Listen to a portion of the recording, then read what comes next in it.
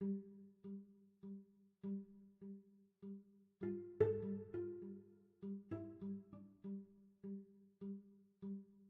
the best of my knowledge, my guest today has lots of cool friends and throws really great parties. So how's that for an introduction, Lauren? That is giving me way too much credit as I sit here by myself alone all the time. But I've got lots of cool friends and throwing great parties. That sounds good. I mean, I like that. I'm so excited to get to know you more, and I will today. But in all seriousness, she is a huge mover and shaker in the autism world. She's the director of Channing's Joy, a foundation, nonprofit inspired by her autistic son, Channing. And it goes where my heart is because it's giving money to help the families support them through therapy, which is such an important thing to have a nonprofit to do. She is a huge autism influencer on social media, an all-around incredible human, or so I have heard from our mutual friend, Tara Reynolds, who she does the fabulous podcast with, Our First Rodeo. Welcome, Lauren. Thank you so much for being on today. I'm so excited to be here. I feel like I'm fangirling so hard over Betsy on the Go. I'm like, is this serious? Is this real life? Like, is this me? I'm having an out-of-body experience. I feel the same towards you. And I don't spend as much time on social media as a lot of people would think I do but the other thing is my kids are in their 30s right now. So the algorithm knows that I'm more interested on how to repair my adrenal glands after 30 years of raising kids than it is on watching little kids. Like, it's like, nope, you did that. I really don't think that's good for you. Like, you move on. So I don't watch a lot of young mother social media, but I glance in on you all the time because your son and your whole family is so tremendously beautiful. And Channing is spreading so much light. And I'm just really excited to get to know you more because I know you must be amazing because Tara's one of my favorite people in the world. So I'm sure you're amazing too. Well, Tara is one of my favorite people too. So she introduced me to you. So I know that I will love you as well. And Channing definitely, I have to say, is the most handsome, beautiful person on the planet inside and out. So I'm going to check yes to you saying that. He's just the absolute best. But no, I look into you because I see so much hope and excitement for the future that, usually I don't want to think about the future. I push it to the side. Yeah. But then when I see you and Joey and your journey, I'm like, we could get there. I'm like, that's exciting. Like, that's what I'm looking forward to. Yeah. So that's what I love about seeing you. Like, here's the thing that I try to convey is that I'm still dealing with daily breakdowns, meltdowns, whatever you want to call them. Joey calls them breakdowns. It's more standard to call them meltdowns, but I'm still dealing with that every day. And a part of me is like, this is so every time it happens, it's like, yep, still here. But the rest of our days are so phenomenal. And I'm getting so much better at moving through the challenging parts because now with communication, I understand it better. Mm-hmm. Like every single time he would hit his head for 30 years, it was, what am I doing wrong? What am I feeding him wrong? What am I doing wrong? What am I not missing? Everything. It was like this constant flooding of guilt. And then that makes you feel bad inside. And then they feel that bad because they don't want to be responsible for your happiness. So then they feel that, and then it just upsets everybody. And then it just takes longer to get out of it. Now that I understand it more, thanks to not only Joey, but other speaking autistic individuals who have helped explain it to me more, I just go to a much more place of peace. No one's ever going to be in a happy, joyful mood when their child's having a meltdown. But if you can get at least to a place of, this is going to pass, there's nothing I need to do, because he tells me that over and over again, there is nothing I want you to do, then it just makes it easier to get out of it. I love it. I love how you feel like you're having conversations with him too, like that, because that is something you crave so much, and I crave. So the excitement of looking forward to the possibility of a conversation, even though it looks different from what I always imagined it would look like, it's still a conversation It that is. you seem And to get so, to have with Joey now. oh, it's like nothing else. And after waiting as many years as I did, it's surreal. It still feels a bit like a dream. Like it doesn't even feel part of my reality yet. So that's the part that's still amazing. You have multiple ways of communication with Channing. Tell me about all the different ways that you use communication. So we're still learning, how he wants to communicate best and different ways to communicate with him. But so he has a talker, an AAC device that he uses Proloquo to go. Right. Um, he also will communicate through his iPad through Peppa Pig. People Oh, laugh when I say this, but go he Peppa. 100% communicates with us through Peppa Pig. This is something we realized just in the last like 10 months. We realized this was happening, and it was actually my birthday last year. Everybody sang happy birthday to me. And of course, he just was sitting there smiling. And then after everybody sang happy birthday, he went over to his iPad, pulled up an episode of Peppa Pig where it was Mommy Pig's birthday, Oh, and stop. Oh my pressed God. play. And they were singing happy birthday to Mommy Pig. And I knew what he was doing. I was like, and you've been doing this all along, buddy. Because we started noticing it and like seeing the correlation. And for example, we went to the doctor, and on the way home from the doctor, he played an episode of Peppa Pig where Peppa goes to the doctor and gets checked out. And then there was another one where George is, I know all the Peppa Pig I'm episodes. sure you do. I used to know all the Barney I, ones I because know all of them. that was Joey's generation as well. So Yes. yeah. There's one where Pedro Pony has a cough, and Channing was actually not feeling well. He didn't necessarily Right. have a cough, but we could tell that that's what he was telling us is Pedro Pony needed the doctor and Channing needed the doctor. It's just I don't know how long he's been doing this with us because we just now realized it, and it took the birthday being such an obvious one for us to notice, okay, this is happening. How Right. long has this been happening? Because Wow. we did used to notice back when we would go on like a vacation on an airplane where we would go somewhere that he would play like a Peppa Holiday episode where Peppa was getting on an airplane. But he also used to play that episode a lot. So we didn't Right. In really put general. it together. Uh, It's what he's been doing for years, and, I mean, he's I 9 love years it. old, and Peppa has been our girl since he was 6 months old. I mean, Peppa is, like, Wow.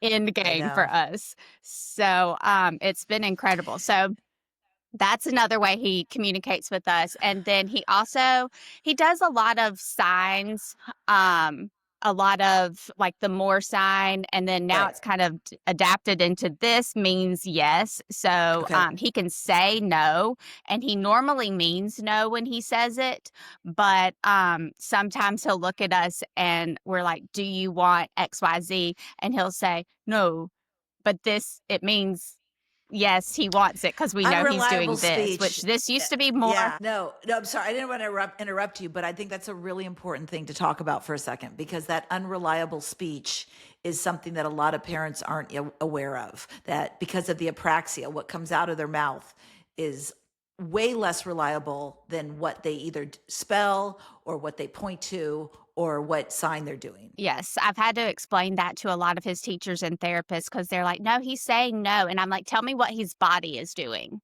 Yep. Because if his Yep. body is doing something else, if he's going that direction, he does a lot of this elbow and this, like, we call it serving, but because he doesn't point, but he'll do this like point and then this like elbow. And I'm like, this is all this, he's telling you what he's pointing to what, but even though he's saying no, he's telling you in other ways that that's what he wants. So I'm totally Yeah, used to it, but I know other people have to get used to it as well because they just hear the word no and they're like, skirt. And I'm like, no, no, let's go back, I know. rewind, tell me the body language.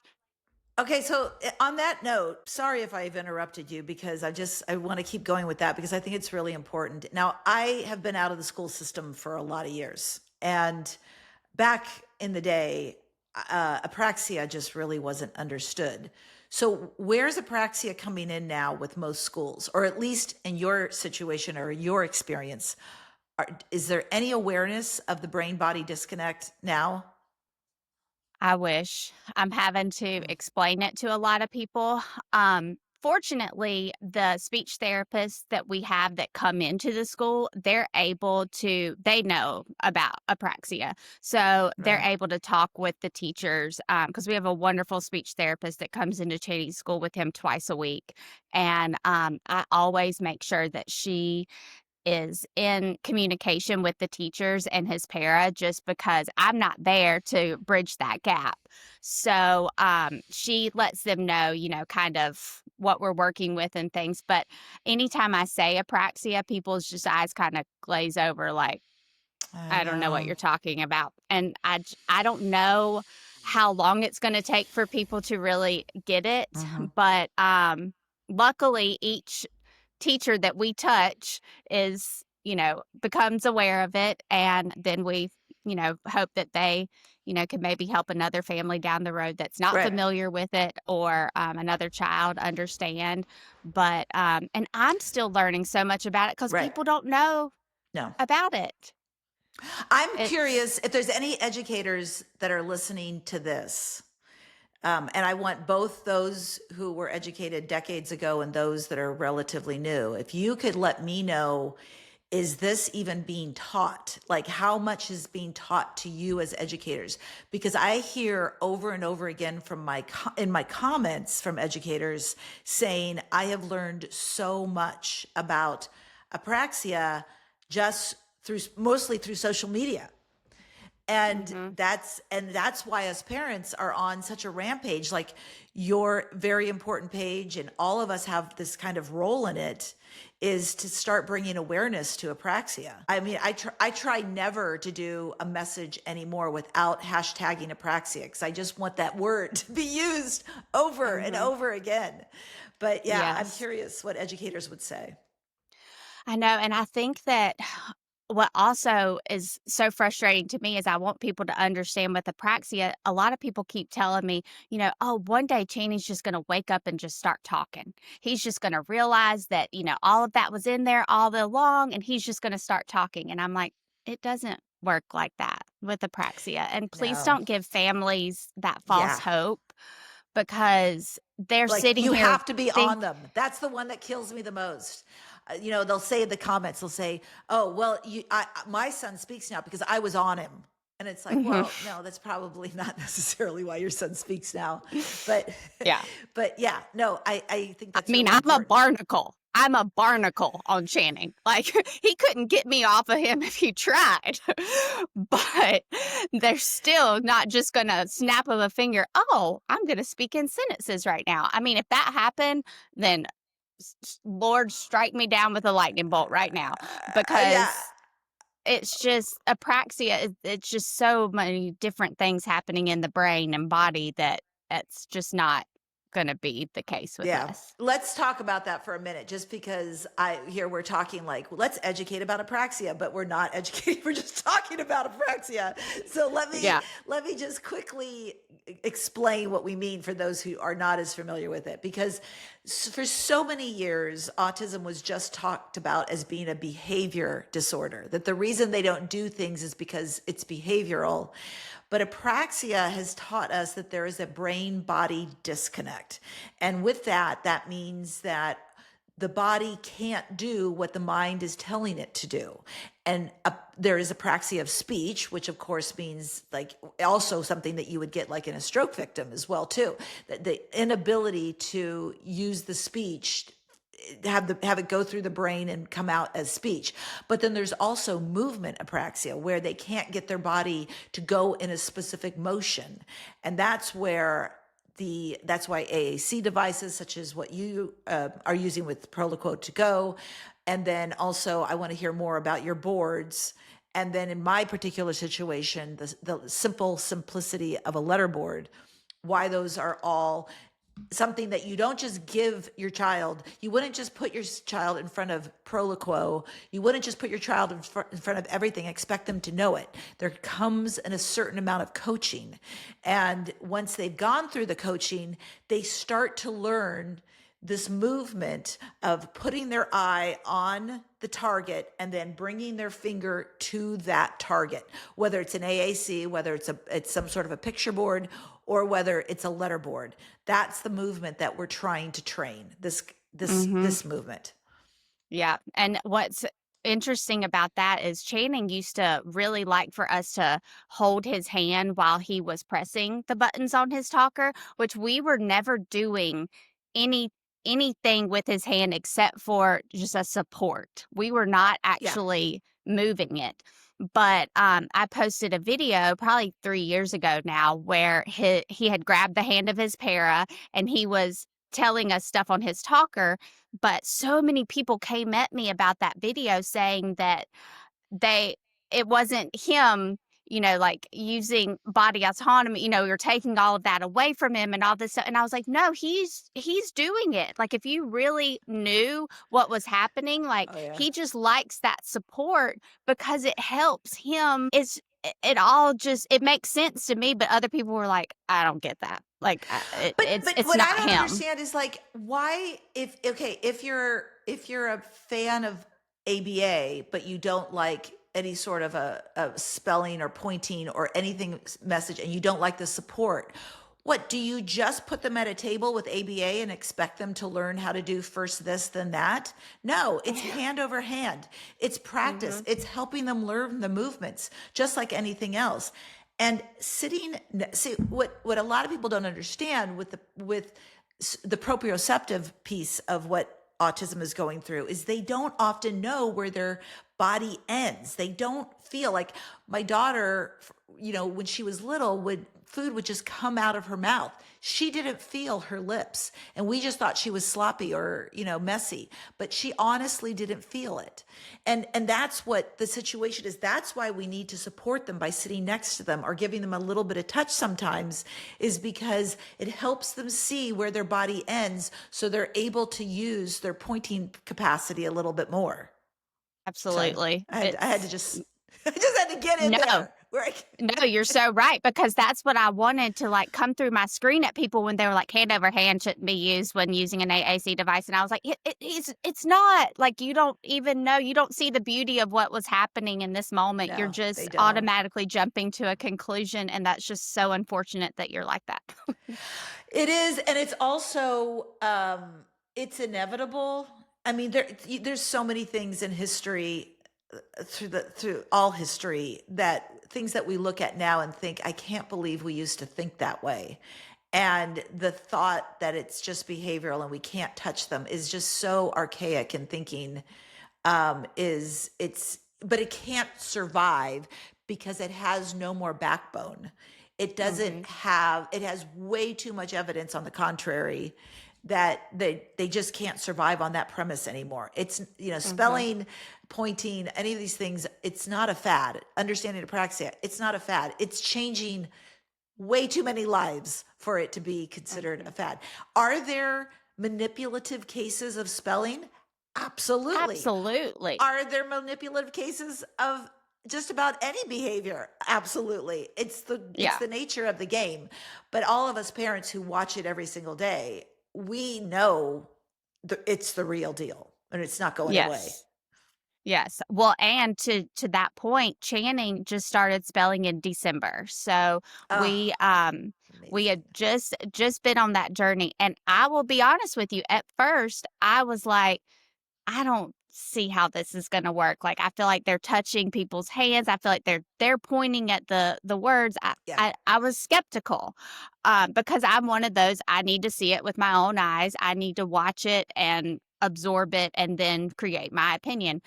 And when I saw, so we had spelling yesterday, which we found out Channing loves Motown, which who knew?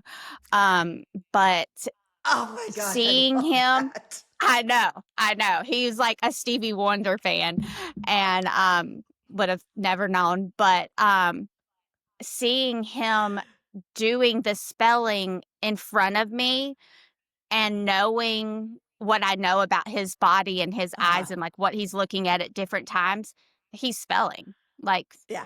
it, Yeah. Uh, it's you and can't nobody, that's the thing. It's like people until they have seen it like in front of them and not only see that in front of them but also know the individual, it's hard for them to conceptualize it, what yeah, it's about. yeah, But I got to tell you because on I that know note, Channing's eyes. oh yeah. Yeah. Yeah, that's it. On that note, it's so funny because Joey and I now do spelling every morning.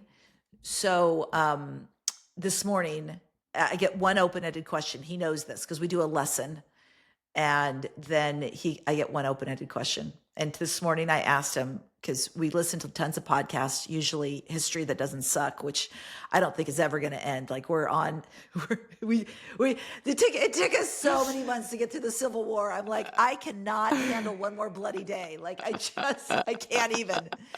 So we finally made it through that. We got through the Indian War. Now we're in the Gilded Age, which of course I love because I love the Gilded Age show. Anyway, so I asked him what book on tape he wants to get next. We've done several books on tapes, and what he said as an answer today just floored me. He said he wanted a rom-com. A rom-com. He wants a romantic comedy book. Like, really? I love it.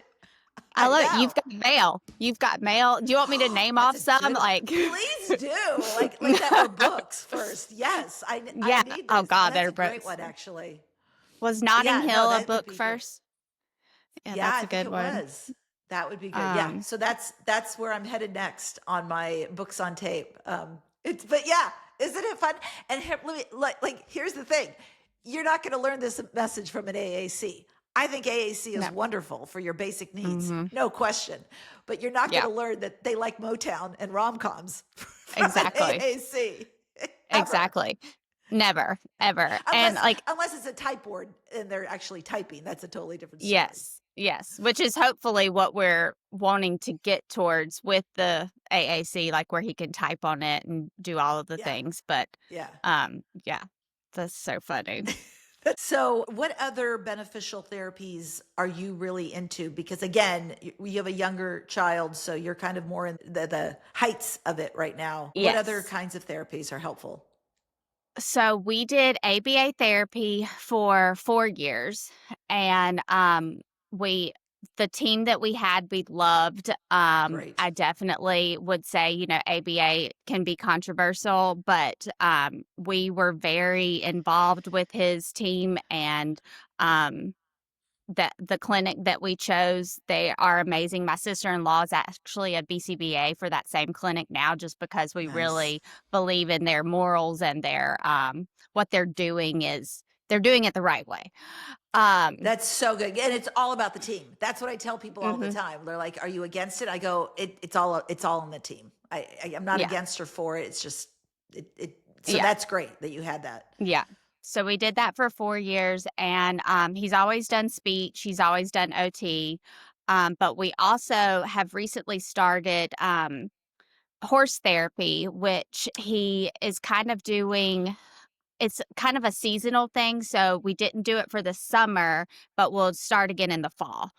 And he basically is just like horseback riding, but they do some kind of occupational therapy skills on the horse. But he just loves riding Mm, that horse. Like he wants to trot always. Like he just wants to go fast, and I think he likes like the movement and everything. But we just really see when he gets home, he's not a great sleeper, but the nights that he has been at horse therapy, those nights he sleeps all through the night. I think he's just regulated. He's at a mm. homeostasis that is just not something we're able to get all the time.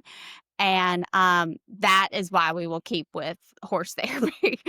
And That's a lot of what biking is for Joe in that those particular therapies where they get everything. The other thing that's really interested, I had Becky Robbins. She was the ex-wife of Tony Robbins, the big speaker.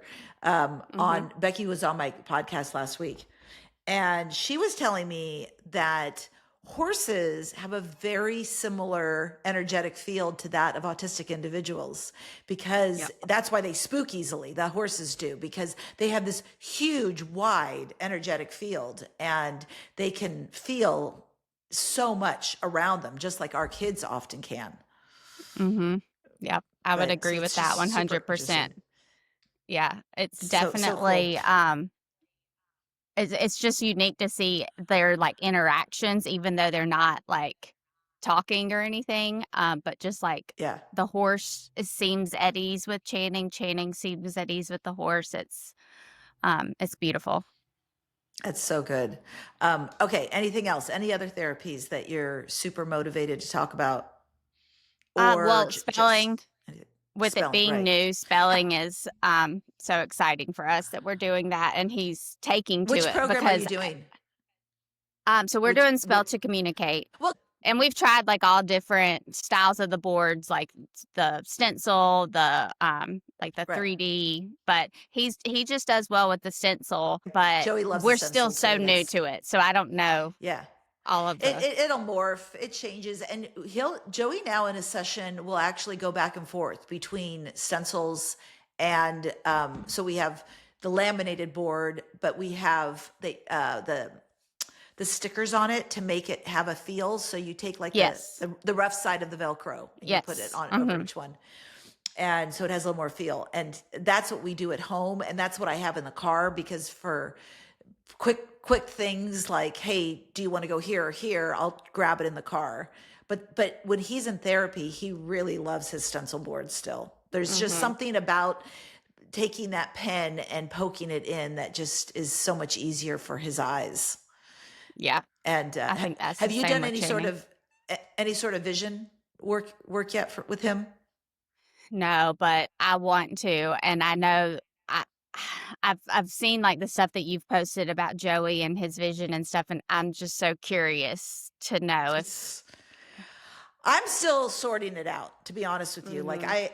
I haven't done a lot on it, and I'm trying to get them to be on the podcast so I can just ask them a million questions. But and that will happen eventually. But uh, it's kind of fascinating because, well, see, okay, the Spellers program, the one that's based in on the West Coast, I think it's in San Diego. I know Dana's in San Diego, but the Spellers program incorporates as part of the program purposeful movement. So it's not just using a letterboard; it's practicing purposeful movement. And I'm going to do a video about this because a lot of families will say to me, what can I do to prepare? I like either we don't have a therapist or a practitioner for spelling, or we can't afford it, which is super valid. What can we do to prepare for down the road for my child to spell? And one of the first things I tell them is purposeful movement. Like that's something you have to practice over and over again. Like one of the best activities, at least for the taller children, is unloading the dishwasher, because they're crossing over. You know, they're reaching things up and they're crossing over. So unloading the dishwasher is huge. Really good thing to practice on. But just any sport that involves crossing over the body with their arms will help Mhm. prepare them also to be able to be a speller down the road as Yeah, well. and I think Channing, we've done OT for, I mean, 3 times a week, 2 times a Yeah. week now, for 7 years. I think that really helped him to be able to quickly adapt to spelling because he is good at crossing midline and That's doing so great. things that he adapts, and he's just amazing how quickly he catches up on things. Love it. I That it's love just it. like, yeah, I don't it's a he's my hero basically. He teaches me. I'm just sitting here learning. Okay, so tell me about the trough. Is he still loving the trough? And He loves the trough. So explain the trough. trough to the listeners. Okay, so my husband tells me, he's like, "We've got to get something for Channing to throw rocks in," and I'm like, "Yeah, the creek, a bucket, whatever."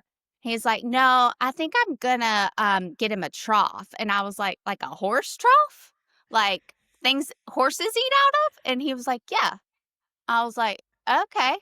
It's And next brilliant. thing I know, he takes his truck to Tractor Supply, picks up a 500-gallon trough and brings it home with bags of rocks, and we fill it up. Now the trough has recirculating water and a waterfall because we have hooked up all sorts of bells and whistles to the trough because it's his number one requested activity, and it is what he does all day after school, and it helps him to regulate. It's so the good. best form of regulation for him because honestly, before the trough, there was a lot of broken TVs because he was wanting to throw things at something to hear it hit, to hear, to see it flash, to whatever it was. And he would try to find that in things in our home. And, you know, that we went through 6 TVs. We went through a ton of chandeliers, light fixtures. Everything's like flush mount now because there was a lot happening with throwing and just like wanting that sensory input that he gets from the trough. And it's a game changer. Like, we wish that we could take it on vacation with us, honestly. But like, I wish that there was a way. Okay, so it's interesting you say that because that's why I love where I live. And if you go on vacation, because like where I live, there are so many rivers and beaches and creeks that we will go to those things and Joey will throw rocks in the water for hours and hours. I mean, it's how we get through the miserable winters here when it's raining is we'll just still go to the creeks. There's nobody there and he'll start gathering rocks and just throw them in the creek. So you just need to look for vacation spots that have rocks. 100%. That's what we do. We look for water, rocks. It's got to be something outdoors and preferably kind of private because he likes to be naked. So there's that. I get that too.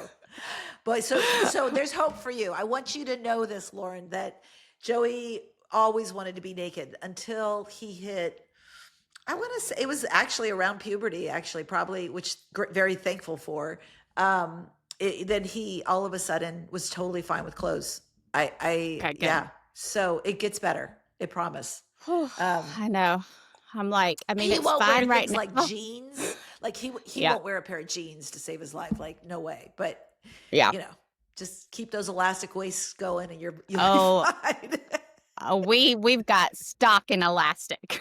We love some elastic and anything like the they call them jammers, I think now, but they're like tight shorts. They kind of look like bike shorts, I guess.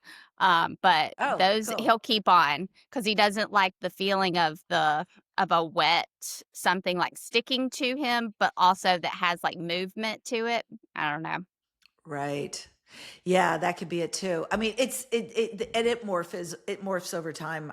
Joey definitely has gone through stages of what he likes. Of course, now we are in the constant state of preparation for a tsunami because he walks around all day in a life jacket. So we had a tsunami warning here recently. We're like, we're ready. I love it. I love it. Yeah. Well, Channing, he's still attached to a blanket. So he has a this like black camo blanket that we've cut it. We don't anybody try to tell me what to do with the blanket because we've done it. Okay. He has a tiny little square that he takes to school with him. And then we have like a scarf size of the blanket. And then we have the big blanket. And the thing that happened when we cut the blanket is now he wants all 3 pieces with him. So it really made my life more difficult when people I'm just kidding. But when people did give me suggestions, I took them and now we have 3 pieces of the camo blanket. But it's kind of like his life jacket. He's got to have it with him, and he does well at school now having just his small piece. But that blanket, I'm like, okay, so at what point are we not going to have the blanket? Probably never. I'm imagining.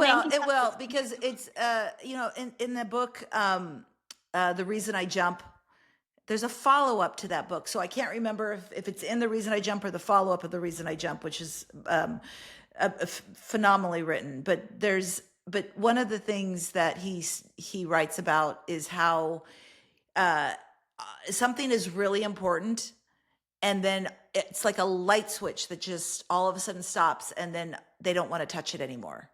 Mm-hmm. And like for the longest time, you would never see Joey without a baseball hat on. And then one day he just woke up and was like, I'm not doing that anymore. And I was like, are you kidding me? Like, we had to have so many baseball hats in the house. So you just never know. And I mean, Yeah. you got decades more of having some fun with this to find out what it is.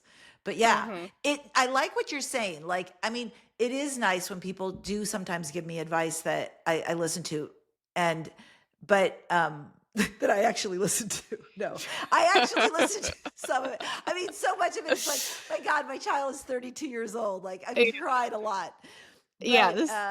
but the weighted vest is so funny because so everyone kept trying to me to get to do that. So we finally got him one, and he likes it for certain things, but the weighted vest is not long-term sustainable because it's got the weights in the back. And so it's not super comfortable to sit in. Even Mm-hmm. taking them out, it's just uncomfortable. But the life jacket is meant to be able to lean back on. So the life jacket is just more comfortable to him because all he's really looking for is just that kind of hug that Mm-hmm. he's seeking, and he wants to Yeah. hug those arms in. And yeah. And See, I've that's through what. go ahead. No, well, I was going to say that's what Channing does with the blanket is he hugs it in. So I'm now wondering, should I get him a life jacket? Life jacket. And we're gonna make it normal. We're gonna Yeah, normalize. In fact, I'll normalized never life need to jacket. use exactly. It's gonna be it. Well, for one, okay, they're affordable, they're washable, and you can get them in many sizes. And we have different ones because if the straps or whatever you want to get a, like, I think they're my surfer friend told me you want the wakeboarding jackets because it's just foam on the outside and foam on the front, so it's not like loads and loads of straps, and it's just more of a hug. So the Mm-hmm. wakeboarding ones apparently are the best, and it hits him differently. So he has several of them because if one strap is starting to bother him or something, he'll put a different one on because it'll hit him in a different spot. So Mm-hmm. yeah, try it. I mean, they have them at Costco usually. Although I was sickened the other day I was in Costco. It was still July. It was the end of July, and they had gotten rid of all their summer stuff and put up Halloween stuff. And I'm like, are you kidding It's me? everywhere. It's driving me Yeah, nuts. yeah, it's everywhere. We went to Lowe's the other day, and my daughter was like, I wasn't with them, but my mother-in-law took her, and she was trying to buy like a massive like cat that like a black cat like Halloween thing, and like wanted to put it in the front yard. And I was like, it's not even September.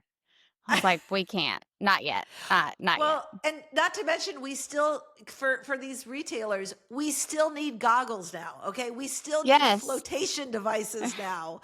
So would you stop taking it away from us? Because we really don't need to buy our Frankenstein like statue at this point. I know, Frank- I know. It's Oh, it's so insane. funny.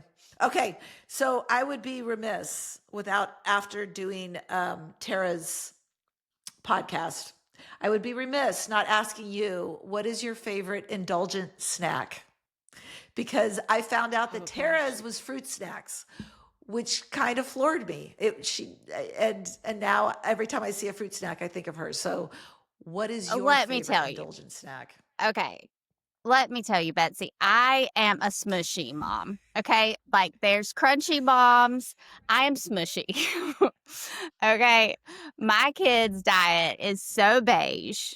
It, it, no, I cannot post anything with my kids' food because I'm sure. everyone would be telling me why that is making them autistic. Like it's crazy. I get it.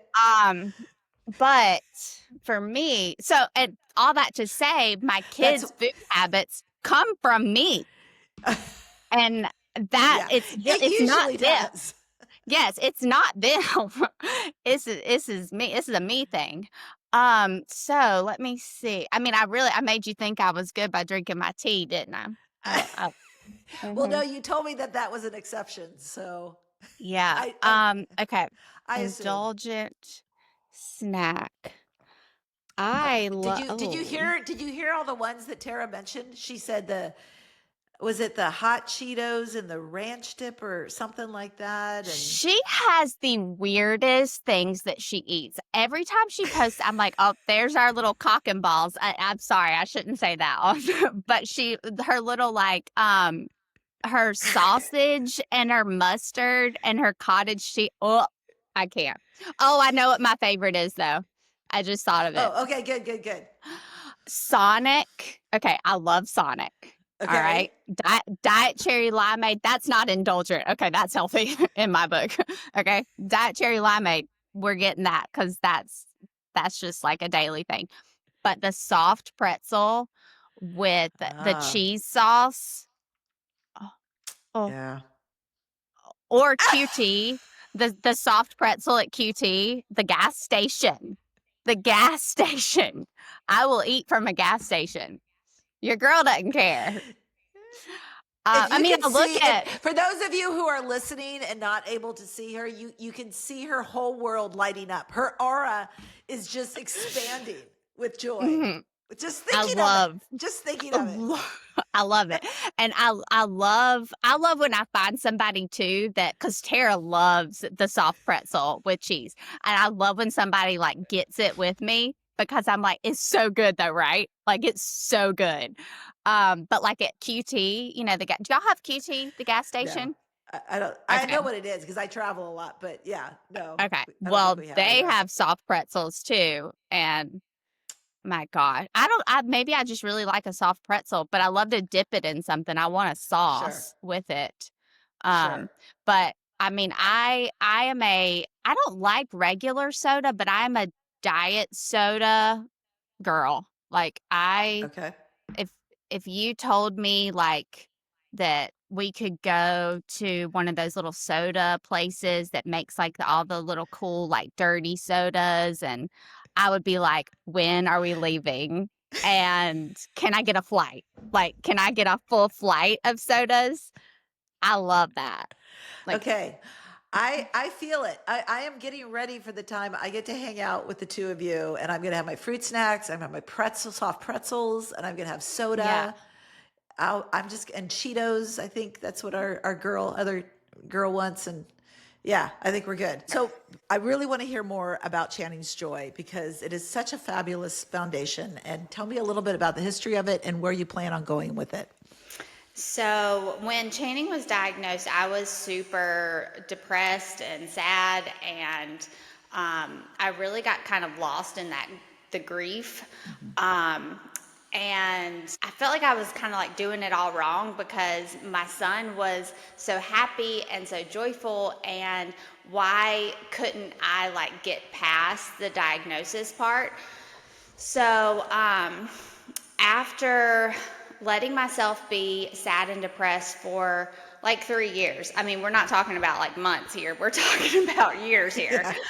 I decided that I wanted to turn something that was really hard for me into something good. So I wanted to share, Channing's joy with others, which, pun intended, like it was his joy that I wanted to actually share. So I created Channing's Joy. And decided that I would pivot and turn it into happiness, turn it into something good. So with the foundation, it started off small. I was just doing a couple of shirts, just raising money for a local autism walk. And then it kind of just snowballed. I was really good at raising money. There were just so many people that like rallied behind us, and they really helped to make the foundation, possible because they were giving of, I think they felt like they could help in some way by giving money, like they didn't know how else to Yeah. help our family. But if this was what I was asking for and what I was, looking to do, then they were like, okay, well, we're here for it.